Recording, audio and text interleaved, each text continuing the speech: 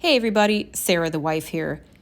We recently did a project that was so big that halfway through editing this video, I decided that we should make this a two-part video.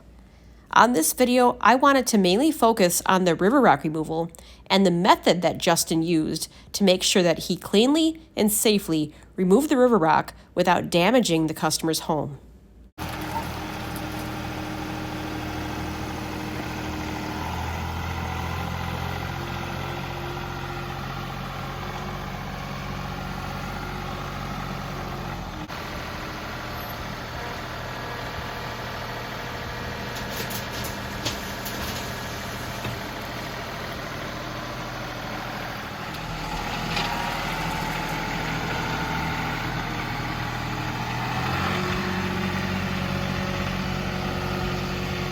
Okay, so some of you might notice while Justin's digging, we got a gas meter here. Yeah. How are we gonna do that? Hazardous conditions. So we have some sort of a cable here. Not exactly sure, what it is. Then we have our gas meter.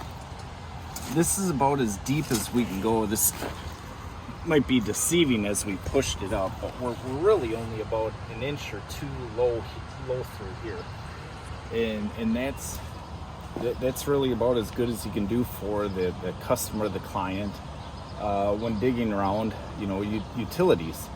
You could pothole it, you could try to dig down and expose it and see it. As a one-man band, I don't have the time to do that. That would take, hours, where my time is more valuable just kind of skimming it and, leaving that for the client if they want to go further. And then I can, do the top dressing, get the rest of the rocks, the bushes, that kind of stuff. So when we're up against, hazardous conditions, utilities, private utilities, that's kind of the best you can do is skim an inch or two, and that's all you can do. Another thing I'm noticing is these recessed windows in here, and I'm noticing you're scooping rocks and a little nervous. Yeah, so the windows all have wells in them. The window well, galvanized steel. What we do is we kind of push up to it, scoop, haul it away, come back, and then as close as we can get to it, we'll drive the edge of the bucket down, and then we'll start back dragging them.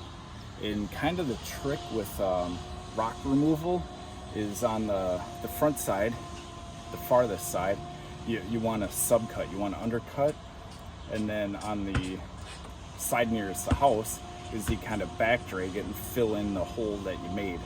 And that's the trick of the secret, day. Huh? Yeah. All right. Yep. Because there's really no way that you're going to get an exact 4 inches all through here. It just isn't going to happen.